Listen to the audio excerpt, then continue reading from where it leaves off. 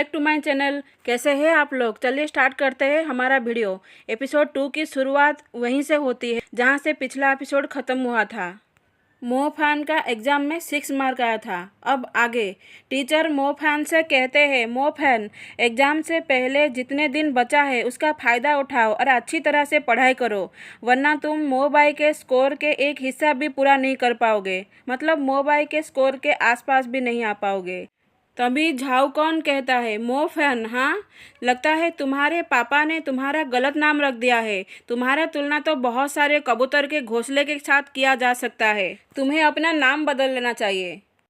तभी जाऊ हो गुस्से में चिल्लाते हुए कहता है, झाऊ कौन, अपनी बकवास बंद करो। और वो मोहफान से कहता है, ब्रदर फान, आप गुस्सा मत करो, आपको इसकी बकवास सुनने की कोई ज़रूरत नहीं है। मोहफान कहता है, ये बचकानी हरकत, और मन में सोचता है, इस दुनिया को समझने के बाद देखते हैं कौन लास्ट आता है। फिर टीचर कहते हैं, आज के लिए बस इतना ही, घर जाके जो सब एग्ज़ाम में आएगा उसे रिवीजन करना। फिर स्कूल की छुट्टी हो जाती है। मोहफान और जियाऊ हो साथ में बाहर आ जाते हैं। मोहफान पूछता है, जियाऊ हो, स्कूल की लाइब्रेरी कहाँ है? जियाऊ हो कहता है, लाइब्रेरी वहाँ है। फिर कहता है, ब्रदर फान, क्या आपकी तबीयत ख़राब है? मोहफान कहता है, अरे नहीं, थैंक यू, मैं बस थोड़ा सा इन्फॉर्मेशन चाहता हूँ, तुम पहले चले जाओ। जियाऊ हो कहता है, क्या सच में? फिर मोहफान लाइब्रेरी में चला जाता है और वो हिस्ट्री ऑफ मैजिक लॉस नाम का एक बुक निकालता है और पढ़ता है। इस दुनिया में लोगों को 2 हिस्सों में बांटा गया है, एक है मैजिशियंस और दूसरा है ऑर्डिनरी सिटीजन्स। ऑर्डिनरी लोग मैन्युफैक्चरिंग वाला काम करते हैं और मैजिशियंस उन्हें प्रोटेक्ट करते हैं उन लोगों से जो उन पे अटैक करते हैं और उन्हें नुकसान पहुंचाते हैं। और इस तरह से वो इस पूरी दुनिया की रिस्पॉन्सिबिलिटी को मेंटेन करते हैं। मैजिशियंस इस दुनिया के हीरो होते हैं। मैजिशियन बनने का पहला कदम मैजिक एवेकनिंग होता है। अलग अलग तरह के लोग अलग अलग तरह के पावर को एवेकन करते हैं। उसे की नेचुरल एलिमेंट्स कहा जाता है, जैसे कि wind, fire, light, lightning, ice और अर्थ होता है। पर मैजिक एवेकनिंग सिर्फ हाई स्कूल में ही हो सकता है।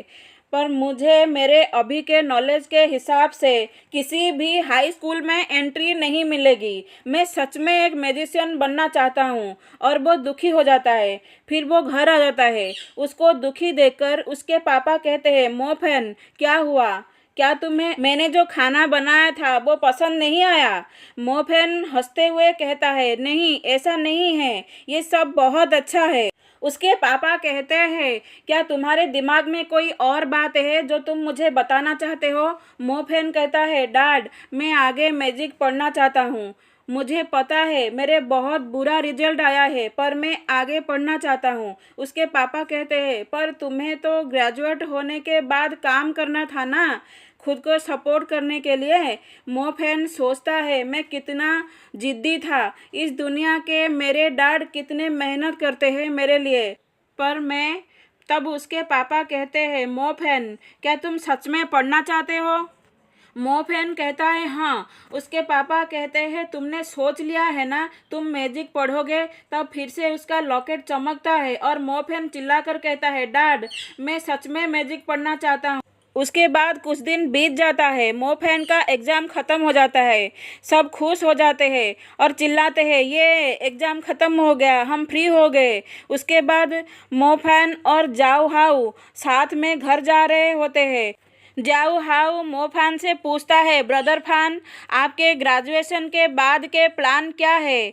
आप क्या करना चाहते हैं? मोहफान कहता है, मैं हाई स्कूल जाने के बारे में सोच रहा हूँ, पर मैं श्योर नहीं हूँ मुझे ये मौका मिलेगा कि नहीं। और तुम क्या करना चाहते हो? जाऊ हाउ खुश होते हुए कहता है, मैं भी यही करूँगा। ये कितना अच्छा होगा ना अगर हम दोनों साथ में तियान लान मैजिक हाई स्कूल जा पाते। ब्रदर फान, आप यहीं रुकना, मैं जाता हूँ और हमारे लिए कुछ ड्रिंक्स खरीद के लाता हूँ। और वो चला जाता है। मोहफान वहाँ खड़ा होकर सोचता है, हाँ हाँ, ये कितना अच्छा होगा अगर मैं हाई स्कूल जा पाऊँ। उसको एक आवाज़ सुनाई देती है, जिया जिंग, मैं पहले से ही तुम्हारे फैमिली के साथ अच्छी तरह से पेश आता हूँ। मोहफान पीछे देखता है तो वहाँ उसके पापा एक आदमी के साथ बात बात कर रहे थे और वो वहाँ छुप जाता है और सोचता है डैड यहाँ क्या कर रहे हैं। वो आदमी मो फैन के पापा से कहता है तुम्हारे बेटे के इतने बड़ी गलती करने के बाद भी मैंने तुम्हें काम करने दिया, अभी ये बहुत ज़्यादा हो रहा है, चले जाओ यहाँ से। उसके पापा अपने घुटने पे बैठ के कहते हैं मैं विनती करता हूँ ब्रदर मू, बस एक बार मेरी रिक्वेस्ट मान लीजिए। मिस्टर मू कहते हैं जिया जिंग, मो फैन के फादर का नाम होता है जिया जिंग। जिया जिंग तुम फिर से ऐसा क्यों कर रहे हो? मो फैन के पापा कहते हैं तियांग लैन मैजिक हाई स्कूल का फीस बहुत ज़्यादा है, उसे मैं अफोर्ड नहीं कर सकता। मिस्टर मू कहते हैं मुझे परेशान मत करो, अगर मैं ये कर भी दूँ तो क्या होगा, तुम्हारे बेटे में वो क्वालिफिकेशन ही नहीं है कि वो एक मैजिशियन बन सके। मो फैन के पापा मिस्टर मू से भीख मांगते हुए कहते हैं ब्रदर मू, बस एक बार, बस एक आखिरी बार मेरी हेल्प कर दीजिए। मैं वादा करता हूँ हम लोग मू जिया हाउस से चले जाएंगे और मेरा बेटा दोबारा कभी भी यंग लेडी मू निंग जिक्सुई को देखेगा नहीं।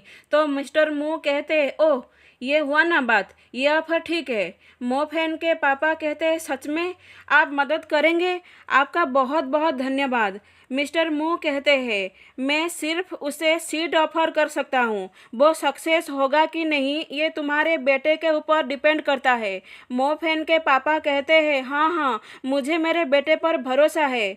ये सब सुन के मो फैन गुस्सा और दुखी दोनों हो जाता है। उसी वक्त जाऊ हाउ आ जाता है और कहता है ब्रदर फान देखो मैं आ गया। अरे आपको क्या हुआ, आपकी फेस ऐसा क्यों दिख रहा है? मो फैन कहता है कुछ नहीं, चलो घर चलते हैं। फिर वो लोग घर आ जाते हैं। घर आते ही मो फैन के पापा उसे कहते हैं बेटा एक गुड न्यूज़ है तुम्हारे लिए। थोड़ी देर बाद मो फैन के पापा खाना बनाते हुए उसे कहते हैं तुम तियांग लैन मैजिक हाई स्कूल में पढ़ाई करने के लिए जा रहे हो, तुम एक्साइटेड नहीं हो क्या? तुम्हारे पापा अपने एक दोस्त से डीन के ऑफिस में मिले थे, उसने तुम्हारे लिए एक सीट का अरेंजमेंट कर दिया है। मो फैन थोड़ी देर तक चुप रहता है, फिर हंसते हुए कहता है डैड आप ऑसम हो, आप मेरे डैड होने के लायक हो। मो फैन के पापा भी हंसते हुए कहते हैं ये सब तुम अपने पापा के ऊपर छोड़ दो, भले ही मैं एक ड्राइवर हूँ पर मेरे भी कुछ कनेक्शंस है। फिर कहते हैं मैं सोच रहा हूँ हम हमारे घर को किराए पे दे देते हैं। तियांग लान मैजिक हाई स्कूल के ट्यूशन फीस बहुत ज़्यादा है, हमें कुछ बचत करना होगा। तुम तो स्कूल की हॉस्टल में रहोगे और मैं तो हमेशा काम में रहता हूँ, तो क्या कहते हो? मो फैन कहता है ठीक है डैड और थैंक यू। थोड़ी देर बाद मो फैन अपनी बेड पे लेटकर सोचता है क्या मेरे पापा उन लोगों के लिए चींटी की तरह है, और उसे वो सीन याद आता है जब उसके पापा घुटने पे बैठे थे और वो सोचता है इस दुनिया में बहुत कुछ डिफरेंट है और वो गुस्से में चिल्लाते हुए कहता है बस देखते जाओ मैं एक ग्रेट मैजिशियन बनूंगा। और ये एपिसोड यहीं पे ख़त्म हो जाता है। वीडियो पसंद आया तो लाइक कर दीजिए, चैनल को सब्सक्राइब